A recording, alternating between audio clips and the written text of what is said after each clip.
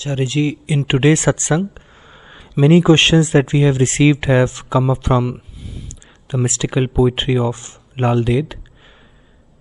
Another one is asked by Vandita. She has quoted Advait. By the highway I came, but by the highway I return not. And so I find me still on the embankment, not having gone even half the way. And the day is gone, the light has failed. I search my pockets, but not a Kori find. What shall I pay for the ferry fee? The seeker Vandita inquires. By the highway I came. Sorry for interrupting the question, it doesn't matter.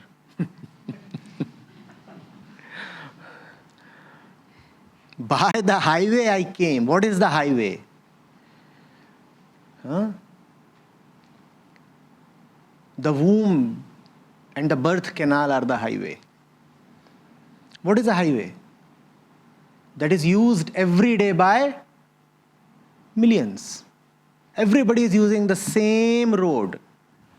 The birth canal is the highway. By the highway I came. I came through the route of flesh and blood. I came through the route of mortal birth.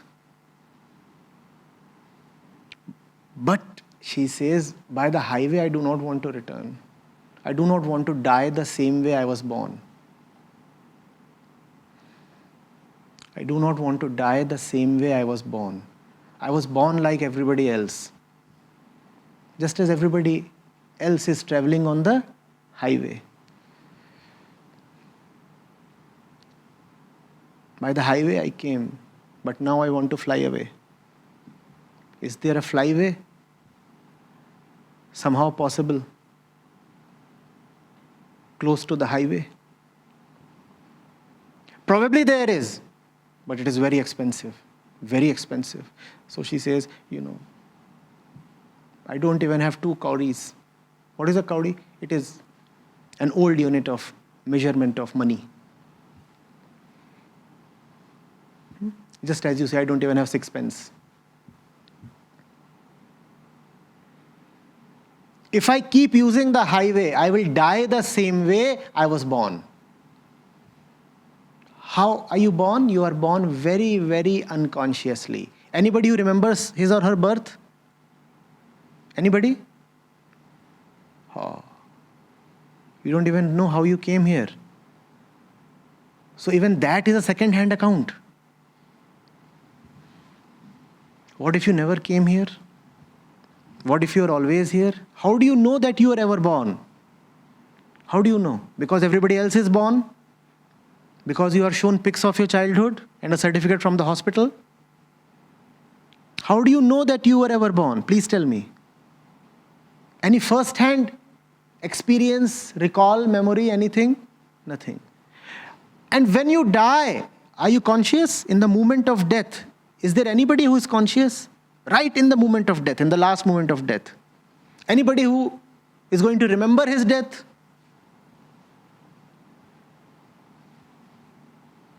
We die the same way we take birth. Unconsciously. Unconsciously we are born and unconsciously we die. And that implies that everything in between is also going to be necessarily unconscious.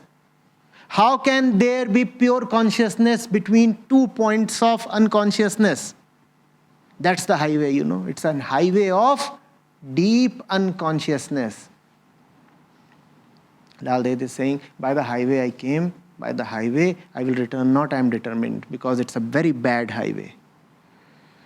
It's a highway through which only the dead travel.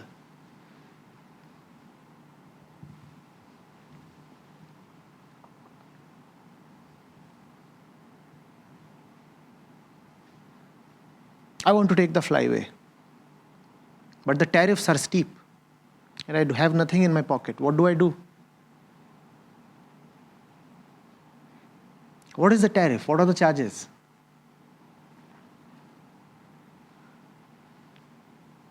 Sadhana is the charge. Deep and real work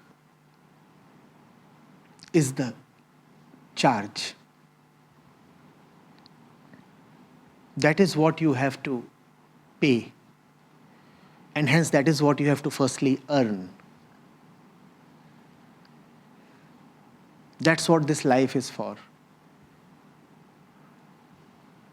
Earn the airfare. Else you will be condemned to stay on the mortal highway. Lalleshwari is grieving. She's saying, a lot of my years are already behind me, and I haven't yet earned much.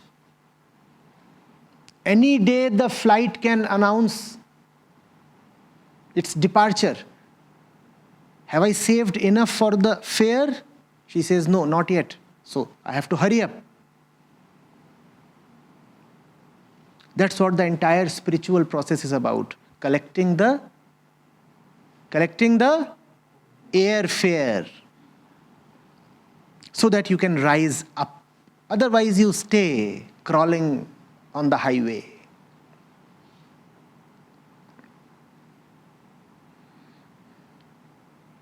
Life is not so that you just remain a crawler, a creeper. Life is so that you can take off. And taking off, as you know, is expensive. It is not for the ones who keep squandering money.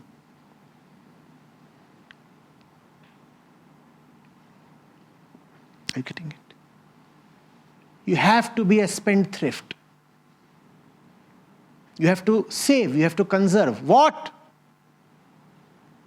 Time, resources, attention.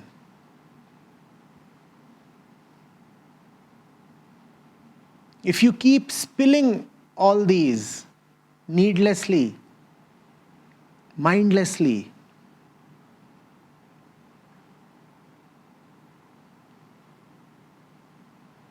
you will not take off.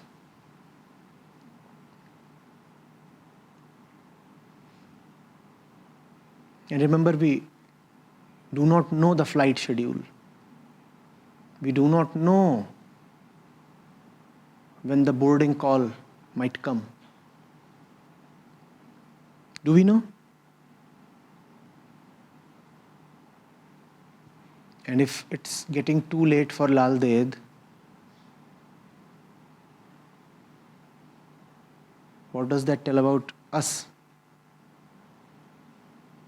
If Lalleshwari says that she has not been able to save enough for her upward journey, what do you infer about your own spiritual account? How much have you saved? The reference is Lalleshwari. Her account is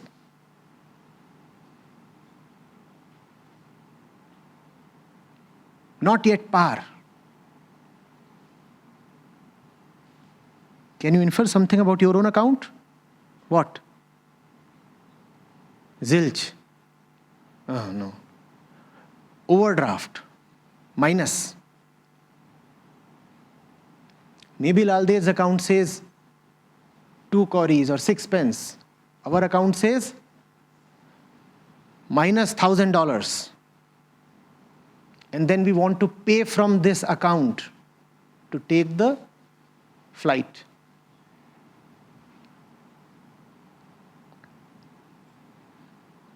Not only is it in negative, we are spending from it again and again and adding nothing to it. Every minute that you waste in an unworthy talk is a stress upon your spiritual account. Every rupee that you waste upon your personal carnal pleasures is a criminal withdrawal from your spiritual account.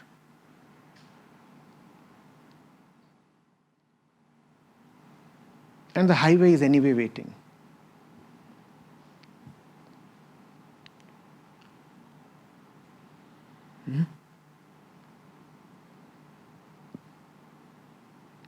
Read the whole thing. By the highway I came, but by the highway I return not, and so I find me still on the embankment, not having gone even half the way. And the day is gone, the light has failed. I search for my pockets, but not a Kori find. What shall I pay for the ferry fee? I said airfare. Lalde says ferry fee. That's the classical Indian representation. What I am talking of is something more modern. A flight into free space. Lalde says ferry fee. Crossing the Vaitarani, crossing the Bhausagar. So a boat is needed rather than the highway. Be it the aircraft or the boat, both demand their fares and you have to save. Have you saved? Are you saving? Or are you expending more and more?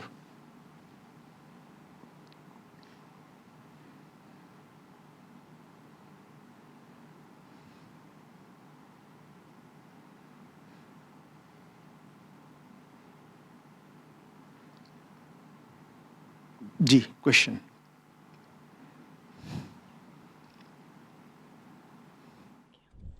Acharya ji, today you sent this beautiful verses of Lalleshwari Bai.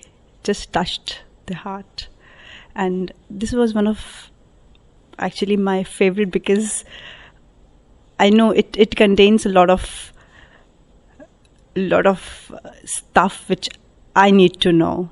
That how do we earn this spiritual money or the spiritual. You don't have to really earn spiritual money.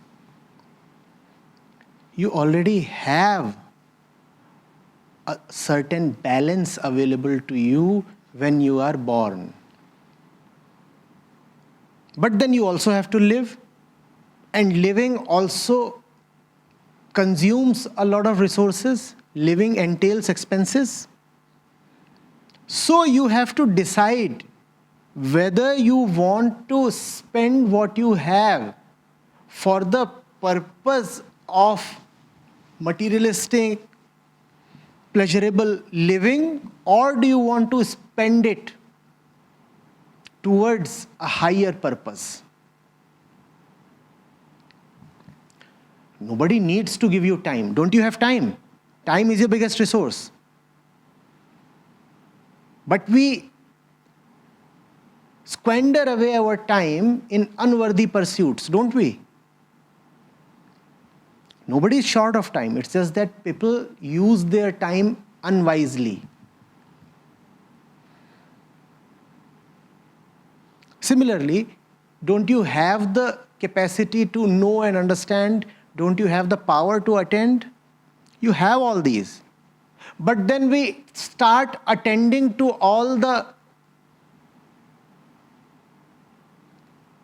trivial things in life. Don't we? The power to attend is such a blessing. You can lock yourself upon a thing and come to understand it. But then the thing that you choose to understand is rarely the right thing.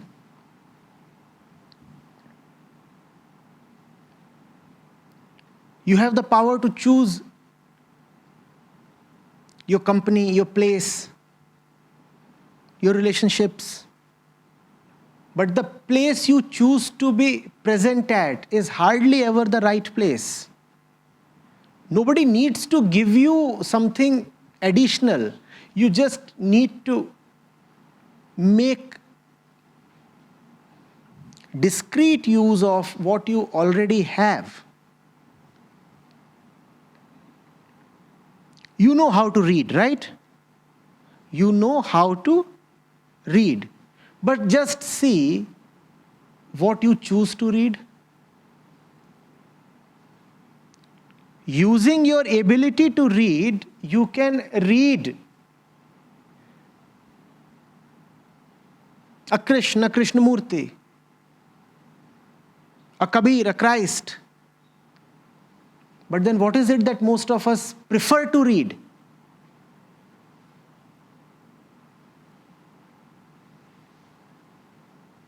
All kinds of rubbish. No?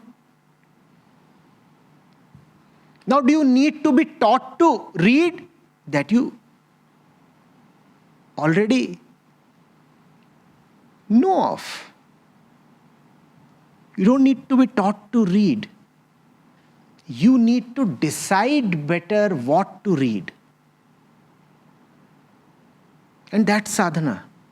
Sadhana does not mean earning additional powers.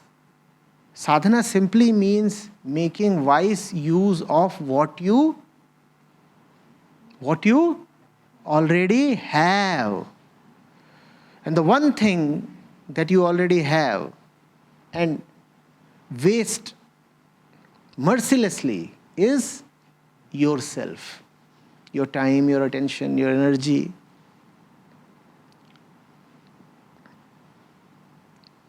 Everything that you have is a resource to be used towards accumulating airfare.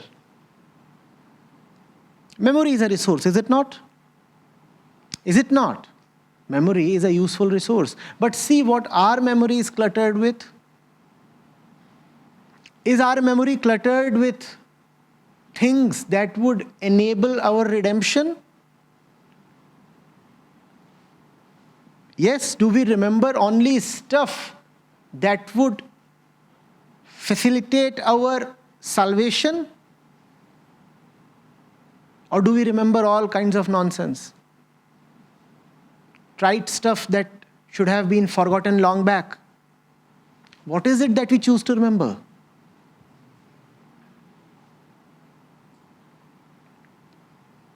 That's what Lalleshwari is pointing at.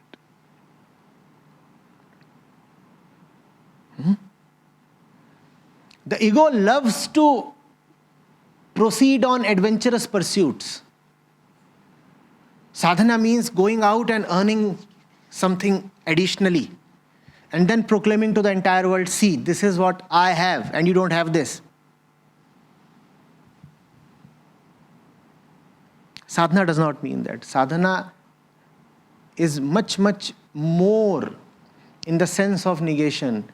Don't spend yourself where you are already invested in. Avoid, avoid, avoid. In many senses, sadhana is another name for avoidance. Upeksha. Avoid.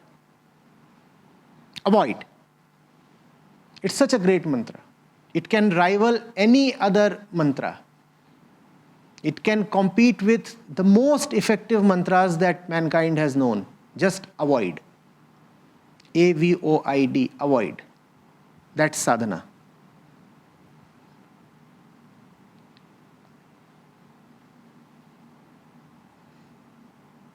Avoid what? Avoid yourself. Stop being yourself. That's the biggest favor you can do to yourself.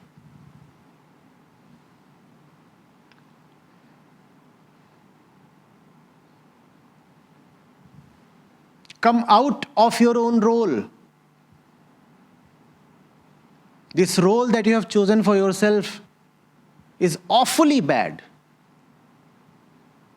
Drop this role.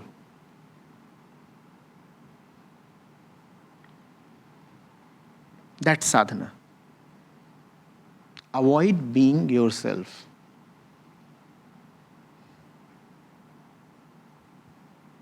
How do I do that, Acharya? How do you manage being somebody that you should not be?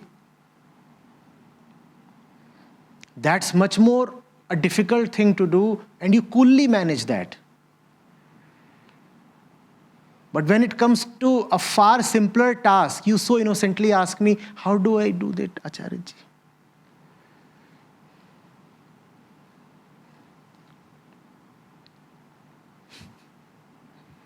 Like my driver, Ashok Janardhan Kulpati. He drives so very smoothly.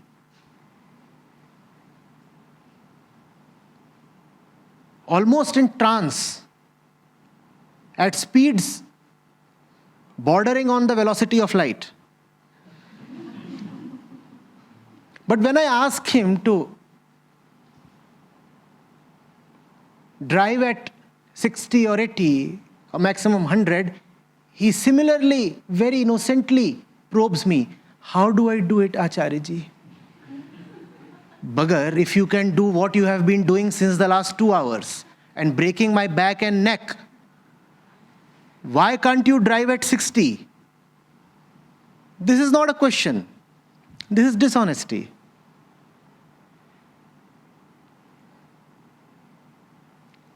Janardhan Bhai never seeks my counsel to drive at 140. He just waits for me to doze off. If I doze off and wake up after an hour, I find myself in a transatlantic location.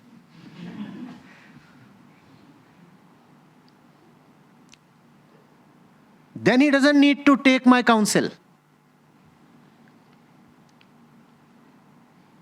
But if I advise or I shout, why can't you drive like an ordinary human being like me? Then he says, it is very difficult.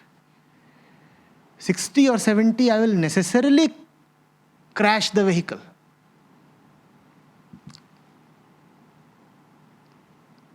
"80 means a heightened chance of accident. 60 means a definite accident.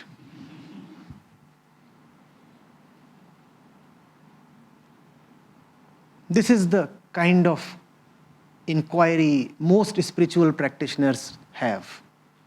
How do I do that which is easy and simple? I can only do that which is most convoluted, most complex, most terrible, most sense-defying. That I can do.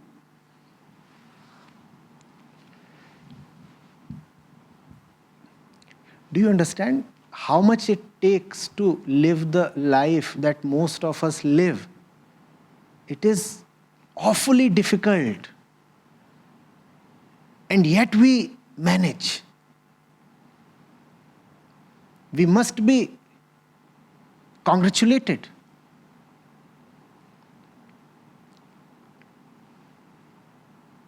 We deserve commendations. The murkier the life you are living, the more entitled are you for a great medal or something. Because it is very, very difficult to live a murky life, is it not? But we have practiced for long.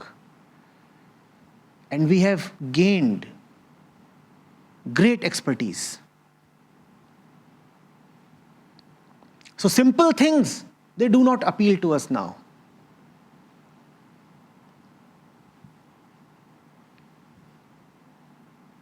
We must do the impossible.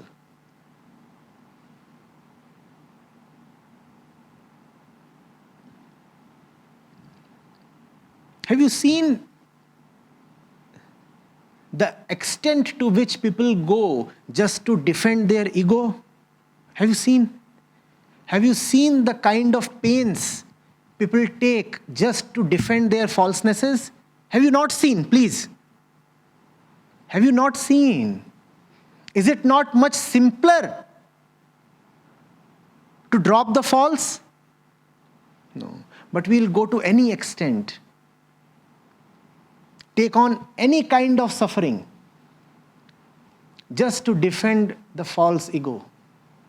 We will not do that which is obvious and simple and natural. That we will not do. We are prepared to live a life of torture on the rack. And that's how we live. A tortured life every moment. But we are not just willing to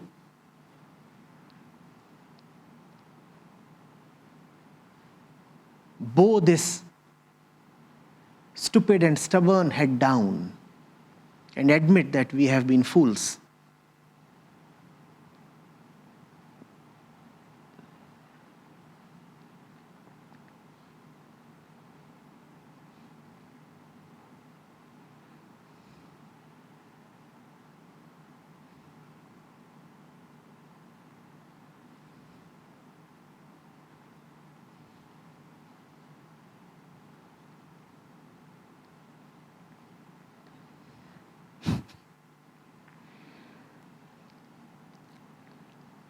I can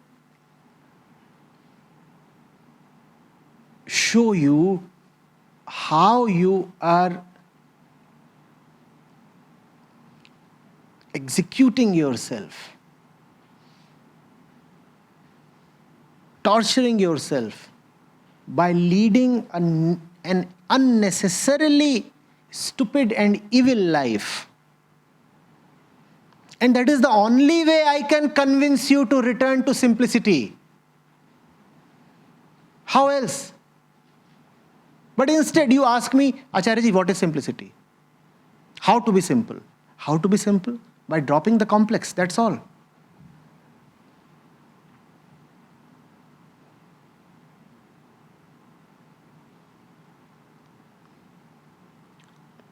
No.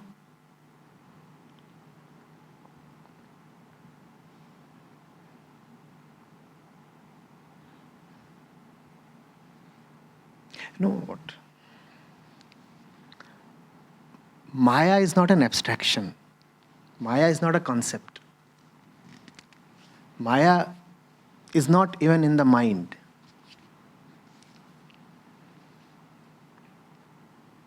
Maya is flesh and blood.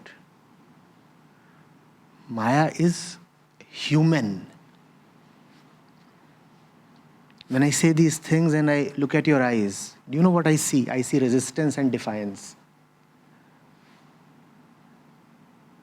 It's not you in those moments, it's Maya. We are Maya. Maya is not just an idea. Maya is a human being. The human being that looks at me when I have made matters extremely obvious and extremely simple for you, and she looks at me as if she has understood nothing. That's Maya. Even after the thing has been made irresistible for you, if you have heard it, you cannot deny it, you cannot resist it. You have to take it, you have to bow down to it. But you look at me as if I'm talking some alien language. That is Maya. This face is Maya. How is it possible that you are hearing this, comprehending this, and yet refusing to acknowledge and change your life? How is it possible that your eyes are still hollow and barren, like the eyes of a robo that just gathers information and changes not? These are eyes of defiance. Yes, yes, yes. You can keep saying whatever you want to. We are what we are. We will hear you out, but we will not listen. Forget about any change. We won't even acknowledge that there is a need for a change.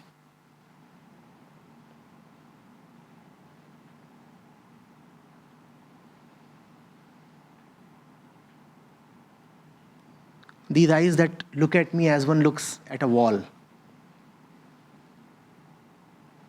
In the usual dull, bored, indifferent way.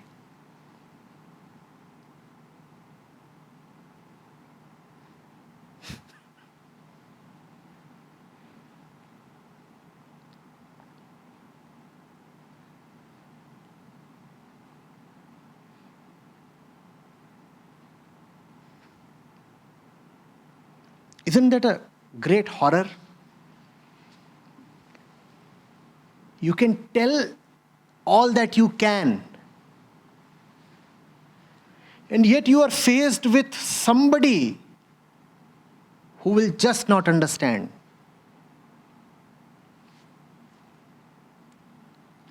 And beyond a point, you move from just telling to pleading. Now you're not telling, you are pleading. And the fellow is sneezing.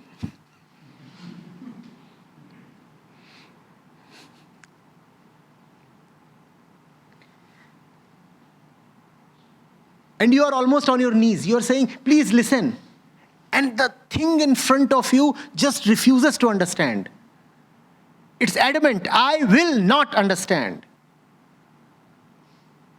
I think that is the most horrible spectacle in the entire universe possible. And you couldn't have simplified it any further. It's 2 + 2, 4 now. And the fellow is saying, I will not understand.